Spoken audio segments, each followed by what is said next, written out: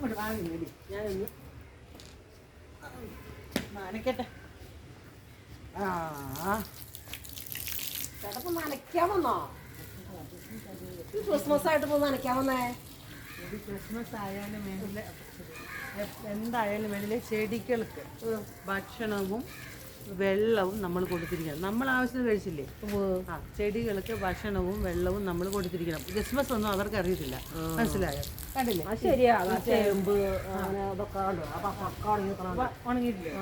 ഉണങ്ങിയത് കാരണം എന്താണെന്ന് നീ ആലോചിക്കണം. വേണ്ട വിധത്തിൽ വെള്ളം ഒഴിക്കാൻ കഴിഞ്ഞ ദിവസം എനിക്ക് സമയം കിട്ടിയില്ല, അതുകൊണ്ട് പറ്റിയതാ. കണ്ടോ ഈ തെങ്ങ് നോക്ക്, ഇപ്പം ഞാൻ എന്നും വെള്ളം ഒഴിക്കുന്നുണ്ട്.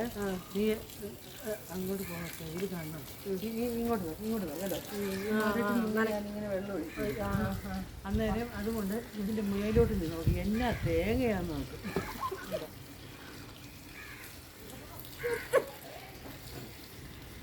ഒരെണ്ണം എന്താ നീ എന്നാ പറഞ്ഞുകൊണ്ടിരിക്കുക? നീ അങ്ങോട്ട് നോക്ക്.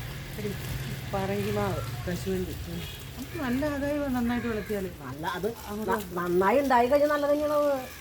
നീ അങ്ങോട്ട് നോക്കാതെ ഉണ്ടാവാന്ന കാര്യം പറഞ്ഞുകൊണ്ടിരുന്നിട്ട് കാര്യമില്ല. ആ മാവേല് ഇപ്പം പൂത്ത് അണ്ടി ഉണ്ടായിക്കൊണ്ടിരിക്കുന്ന സമയമാണ്. ഈ അണ്ടി ഉണ്ടാകുന്ന സമയത്ത് നമ്മൾ നന്നായിട്ട് അണ്ടിക്ക് നല്ല തണുപ്പ് കിട്ടണം. അണ്ടിക്ക് നല്ല തണുപ്പ് കിട്ടുന്ന പോലെ നമ്മൾ വെള്ളം ഒഴിച്ച് കൊടുത്താൽ കശുവണ്ടി അങ്ങോട്ട് ഊർത്ത് നല്ല വലിയ വലിയ കശുവണ്ടികളുണ്ടാവും. അത് വിറ്റാ പൈസയല്ലേ? പിന്നെ ചുട്ടതിന് എന്നെ രുചിയാന്നറിയാം. നിനക്ക് അണ്ടിപ്പരിപ്പിനൊക്കെ എന്താ വില? 2000 രൂപ ആയല്ലേ? നല്ല വലിയ. അതുകൊണ്ടാണ് ഞാൻ അത് നല്ല തണുക്കട്ടെ കേട്ടോ, നല്ലോണം ഒഴിച്ചു കൊടുക്കട്ടെ. തണുക്കട്ടെ. ചേട്ടനെ ഇത് നനയ്ക്കണേ. ആ അണ്ടിക്ക് നല്ല തണുപ്പ് കിട്ടിയാൽ മാത്രമേ നല്ല കശുവണ്ടി അണ്ടി ഉണ്ടാവുള്ളൂ. അപ്പോൾ അത് മണ്ടാലും നമുക്ക് വിൽക്കാൻ പറ്റത്തുള്ളൂ. അത് നിനക്ക് എപ്പോഴും മനസ്സിലായി. എടി നീ കൊണ്ട് ടൗണിലൊക്കെ ജീവിച്ചേച്ച് എന്നാ പറയാറ്, ടൗണിലൊക്കെ കൊണ്ടുപോയിട്ട് ജീവിച്ചേച്ച് ഈ ജാതി പെണ്ണുങ്ങളെയൊക്കെ കെട്ടിയിട്ട് എന്നാ ചെയ്യാൻ? അതല്ല എന്തിന് ഇതൊക്കെ മനസ്സിലാണ് ഞാൻ ചോദിക്കണേ.